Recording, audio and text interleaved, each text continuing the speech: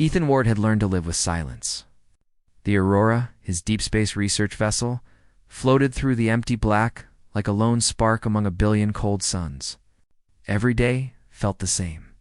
He checked the instruments, sent reports back to the command network, ate reheated meals, and tried not to think too much about Earth.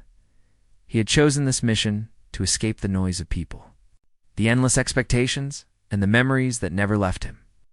Now, months into deep exploration, the only voice he heard was the ship's soft computer tone. It kept him company when the stars blurred past the windows and time lost its meaning. Nights were worse. The loneliness grew heavy, and he sometimes talked to the ship as if it were alive. That night seemed no different. The ship cruised quietly through a region of dark matter dust. Ethan finished his logs, stretched his tired arms, and rubbed his eyes. One more cycle, he murmured to himself, placing his tablet aside. He turned off the cabin lights, leaving only the blue glow of the control panel. The hum of the reactor was steady, almost like a heartbeat. He lay down on the narrow bed, staring at the ceiling until his thoughts drifted away. Sleep came easily in deep space, where dreams often mixed with static signals from nowhere. When he opened his eyes again, something felt strange, warm. There was weight against his arms, soft and gentle, unlike the cold sheets of the ship. For a second, he didn't move. His mind tried to understand what he was feeling. Then a faint sound reached his ears, a slow, calm breath that wasn't his. Ethan turned his head slightly. His breath caught in his throat. Someone or something was lying beside him. She was small, her form faintly glowing in the dim light of the cabin. Her skin shimmered with a pale silver tone, almost translucent, as if light flowed beneath it. Her hair spread over the pillow like fine threads of starlight, moving gently, though there was no air current. She wasn't wearing any visible gear or oxygen device, yet she breathed with ease. Ethan froze, his heart hammering. The first thought that crossed his mind was impossible there. There'd been no docking, no teleportation, no breach alarm. No life form could appear inside a sealed cabin. He moved slowly, not wanting to startle her. The figure stirred. Her eyes opened large, luminous, a soft violet color that seemed to reflect more than just light. She blinked at him, confused but calm. When she spoke, her voice was faint, almost musical. "Where am I?" Ethan sat up quickly, keeping his distance. "You're on the exploration ship, Aurora. Who are you? How did you get here?" The girl looked around, her gaze taking in the walls, the lights, the narrow room. Her expression carried fear and wonder at the same time. "I don't know," she whispered. "I remember light, falling, then nothing." Ethan checked the cabin sensors on his wrist device. The screen showed a strange reading and energy signature forming around the bed, fading slowly, but still there. He scanned her body. No match in any database. No oxygen need detected. "Biosign unknown. You're not human," he said softly. More to himself than to her. She looked back at him with wide, uncertain eyes. "Human," she repeated, testing the word. "You are human." "Yes." He swallowed hard. "I'm Ethan Ward. You're aboard my ship. You're safe. I just need to understand how you got here." The girl touched the metal wall beside her, then the blanket, then her own hand, as if every texture amazed her. "It feels real," she murmured. "All of it." Her voice carried sadness. Like someone waking from a long dream. Ethan moved toward the control panel and opened a private channel to the main computer. Aurora scanned the cabin. "Report any anomalies." Scanning the ship replied in its calm digital tone. "No hull breach detected. No teleport signature. Unknown energy source registered within cabin 3A. Ethan frowned. "Can you identify it?" "Negative." Turned back to the girl. She was sitting up now, watching him carefully. "Do you remember your name?" Pause. Then she whispered Lyra. The name hung in the air like music. Ethan repeated it quietly. "Lyra," she nodded slightly, still uncertain. "That is what they called me." Before the light, he felt a chill crawl down his back. "Who are they?" Lyra closed her eyes, trying to recall. I don't remember their faces. Only sound. Harmonics. Voices without words. She looked lost, frightened, but she didn't cry. Her calmness felt almost unnatural, as if emotion was still new to her. Ethan fetched a thermal blanket and gently placed it over her shoulders.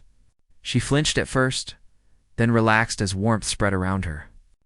"You'll catch cold," he said automatically, though he wasn't sure if her kind even could. Cold. She smiled faintly, trying the word. "It feels strange, but nice." He managed a small smile too, the first in a long time. "Then you're welcome to it."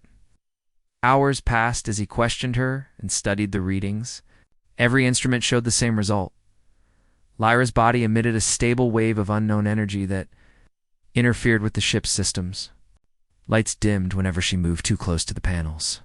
Communication logs glitched, and some devices flickered like static screens. She didn't seem to mean harm. Whenever the lights blinked, she apologized softly, folding her hands as if ashamed. Ethan reassured her it was fine, though inside he worried. If Command detected the anomaly, they'd order him to isolate or even eject her for safety. He couldn't allow that not before he knew the truth. He decided to keep her presence a secret. He shut down non-essential scanners and marked the cabin as under repair. During the next cycle, Lyra wandered the small room while Ethan observed from his console. She studied everything, the reflection of light on glass, the hum of engines, even the way his voice changed with emotion. "You are made of warmth," she said once, watching him closely. He blinked. "What do you mean?" "In my world," she explained slowly, "life was made of sound and light. We felt by vibration. But here, I can feel warmth. It's different." Her words carried both awe and sorrow. Ethan found himself drawn to her curiosity. She spoke like a child seeing color for the first time. Later, as she rested, Ethan recorded a private log. Subject: Lyra, possible extra-dimensional origin. Appeared in my cabin without physical entry point. Displays empathy, emotion, and learning ability. Feels human in some ways. I don't know if she's dangerous, but I can't see her that way. He stopped the recording there. Something deep inside told him Lyra wasn't an accident. That night, while he ran diagnostics, Lyra approached quietly. "Ethan," she said, "I can hear your thoughts."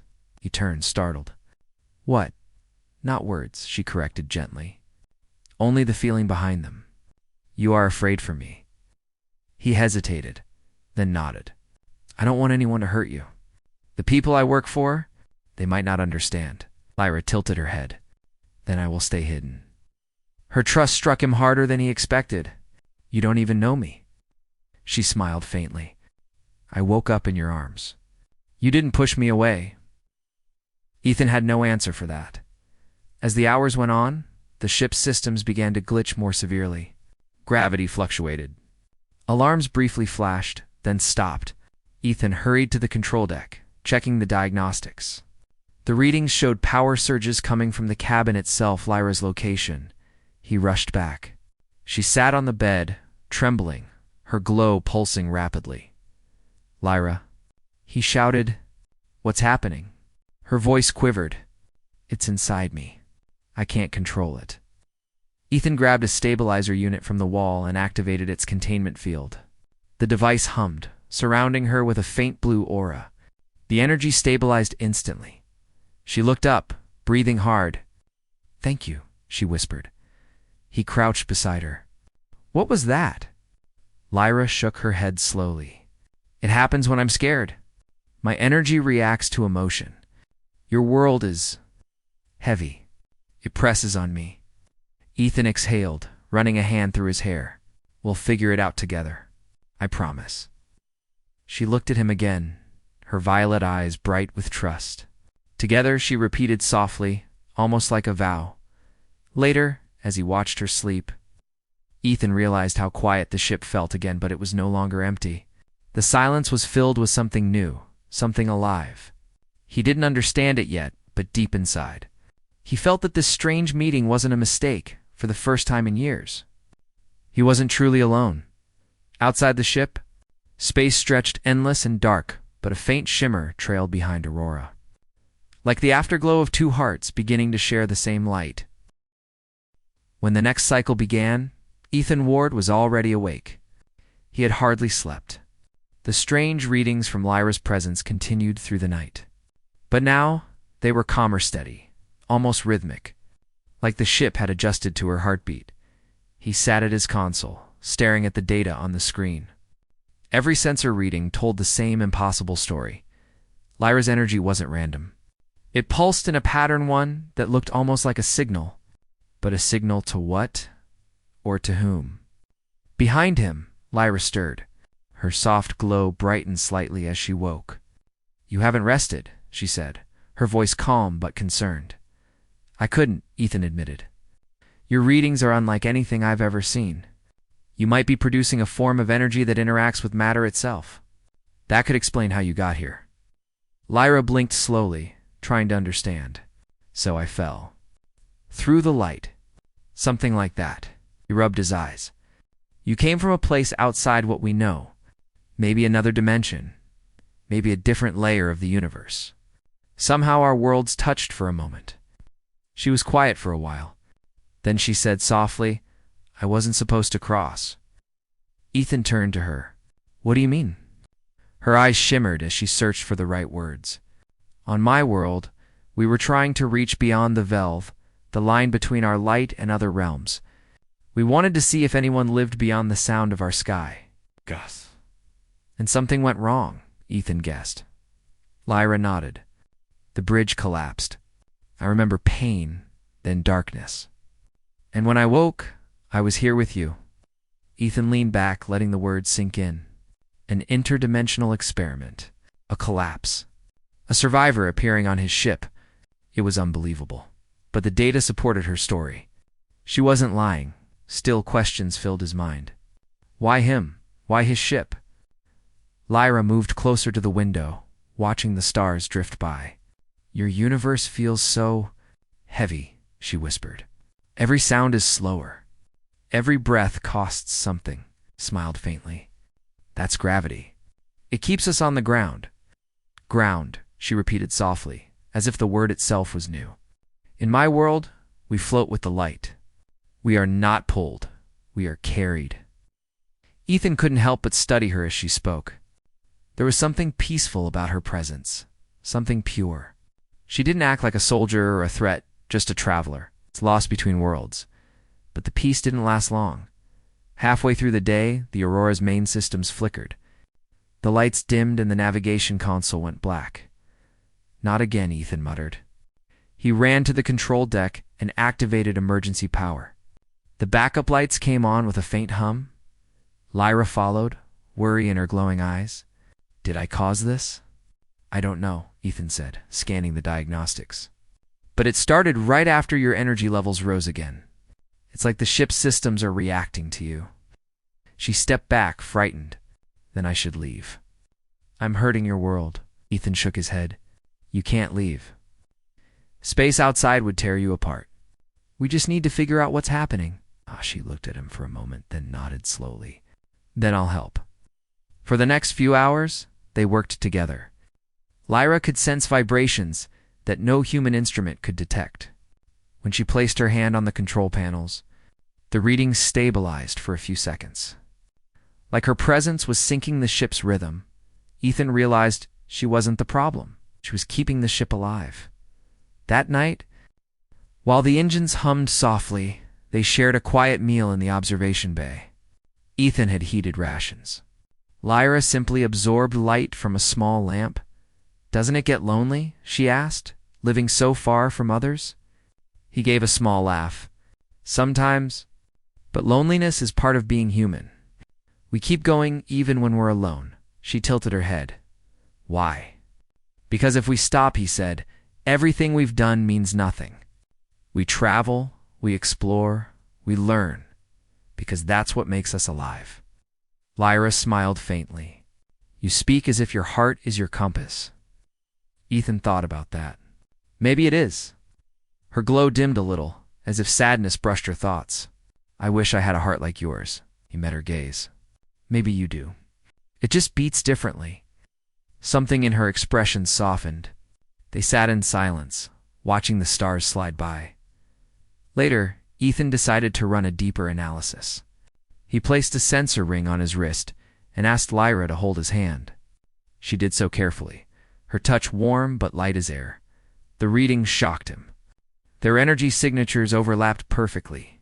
Somehow, Lyra's presence had bound itself to his biofield, his life signals. Every time his heart rate changed, her light flickered in sync. He stared at the data, speechless. We're linked. Lyra looked puzzled. Linked. Our energies are connected, he explained. When my body changes, your energy reacts. It's like we're sharing one system. She seemed to think deeply. That must be why I found you, she said softly. In the dark, I reached for something living. And your light answered. Ethan's chest tightened. You mean, I pulled you here? Lyra nodded gently. Your mind called out, and I followed. You were alone, but your soul was bright. I think it saved me. He didn't know what to say. For months he'd lived like a ghost, drifting without purpose. And now, somehow, his loneliness had saved another life. But before he could process it, the ship's alarm broke the moment. A red light flashed across the deck. Warning, the computer announced. Dark matter storm detected ahead. Ethan cursed under his breath. That can't be right where. Nowhere near a storm corridor. He opened the visual feed. Outside, the stars were disappearing, swallowed by thick, swirling shadows. Waves of dark energy rolled through space, bending light like water. Lyra stepped closer to the window. Her expression turned to fear. It's not a storm, she said quietly. It's the veil. The same energy that took my world. What? Ethan turned to her. This is where the bridge collapsed. My fall must have left a wound between worlds. It's still open. Ethan's pulse raced. And now it's pulling us in. The ship shuddered as gravitational waves hit. Systems flashed warnings faster than he could read them. Ethan gripped the console. Hold on. Lyra spread her hands, and light flared from her body. The storm's pressure eased slightly, but it drained her strength. She fell to her knees. Stop, Ethan shouted. You're hurting yourself. She shook her head weakly. I can hold it. I can keep you safe. He knelt beside her, gripping her shoulders. No, you won't burn yourself out for me. Her eyes shimmered, filled with both pain and peace. Ethan, if I lose control, this storm will destroy everything within light years. I must close it. Ethan's breath caught. Close it? How? By severing the link, she said. Our bond feeds the breach. If I release it, the energy will collapse, but I won't survive the separation. He stared at her, stunned. You're saying you have to die? She looked down. It's the only way to save your ship. To save you. Ethan stood, pacing in disbelief. No, there has to be another way. I won't let you vanish. Lyra smiled faintly. You humans always fight the impossible. He stopped and met her eyes. Because sometimes we win. The ship groaned again, alarms wailing. The storm drew closer, wrapping them in shadows. Ethan took her hand. Listen to me. If we're linked, then there's a way to share the energy, to stabilize it without losing you. She frowned weakly. You'd risk yourself. He squeezed her hand. I already did the moment I let you stay. Her expression trembled with emotion. You are unlike anyone I've ever known. Good, he said. Then trust me. Ethan raced to the engineering bay, Lyra close behind. He connected her energy readings to the fusion core interface.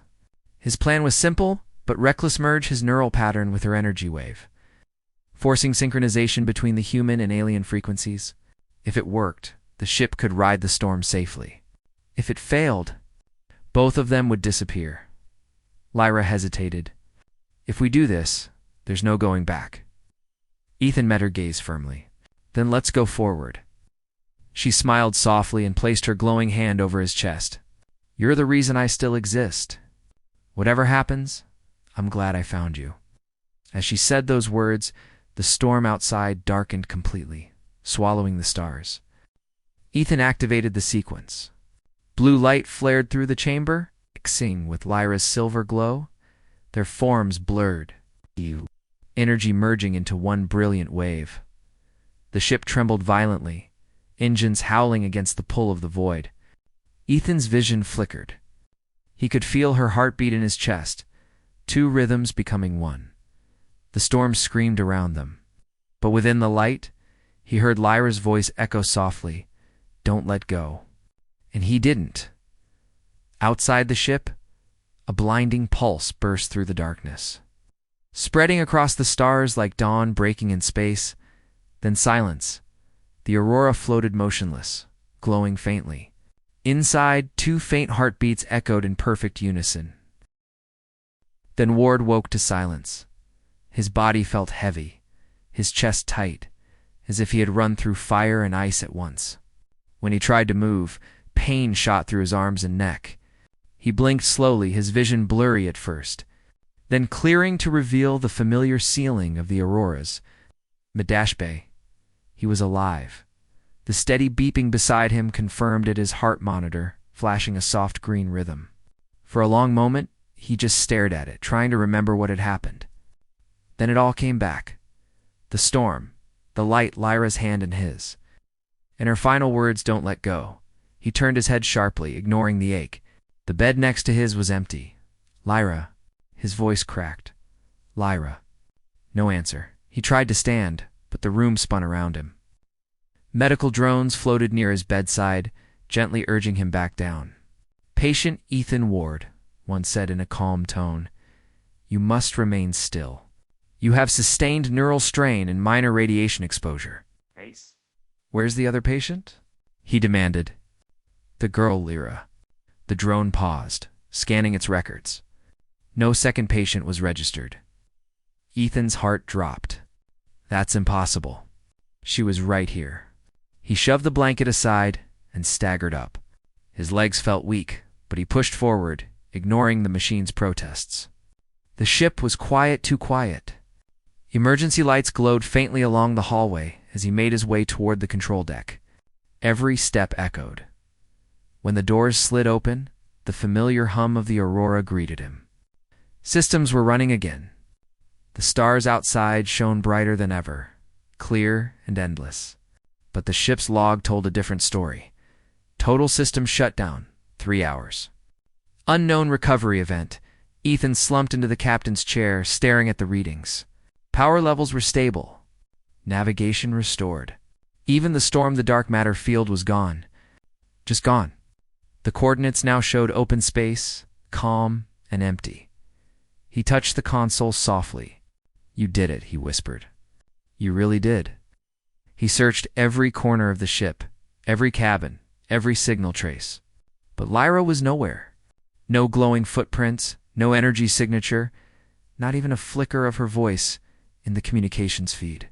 It was like she had never existed, and yet he could still feel her when he closed his eyes. There was warmth inside his chest. Not heat from the ship, not adrenaline, something else. A quiet pulse that wasn't entirely his own. That night, he sat alone in the observation bay. The stars drifted past slowly, distant and calm. His reflection stared back at him from the glass-tired eyes, worn face, and a faint glow in the corner of his vision. He blinked, and it was gone. He spoke quietly, as if the silence itself might answer. "You kept your promise, Lyra. You saved us." The ship remained still, but the soft hum of its engines seemed almost alive, like a heartbeat echoing faintly through the hull. Days passed. Ethan sent a report to command, keeping most of the truth to himself. He told them about a spatial anomaly, a dark matter surge, and a temporary system failure. He didn't mention Lyra or the link or the storm that had spoken in her voice. They wouldn't believe him anyway, but privately, he continued searching. He replayed the last moments over and over, the merging of their energies. The final explosion of light. He realized that when their forms combined, Lyra hadn't been destroyed. She had become part of the Aurora. The ship's new readings confirmed it, a faint residual frequency buried deep in the fusion core.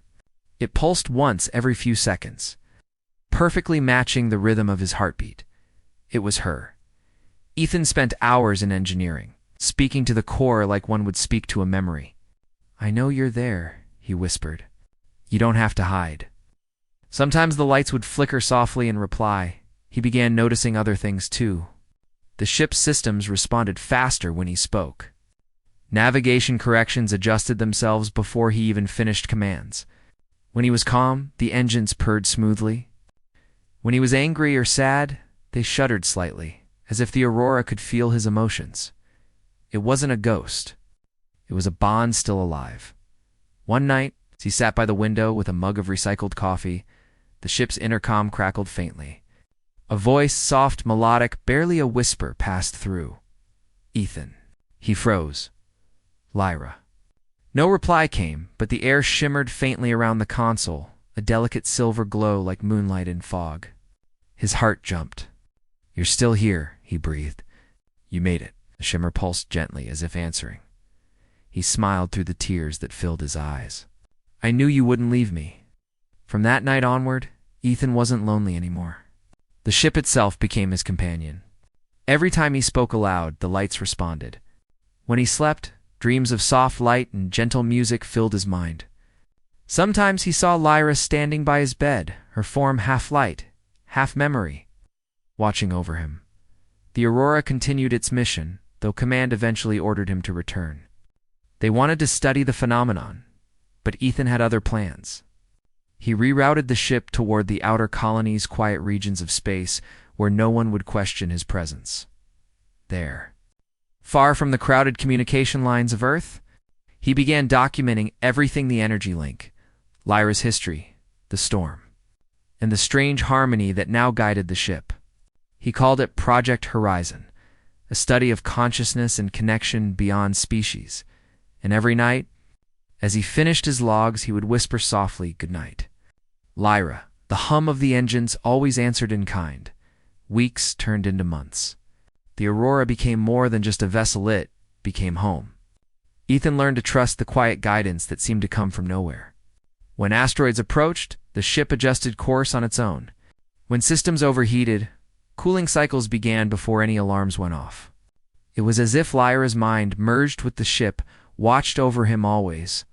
One day, while running long-range scans near the edge of a nebula, he found something unexpected.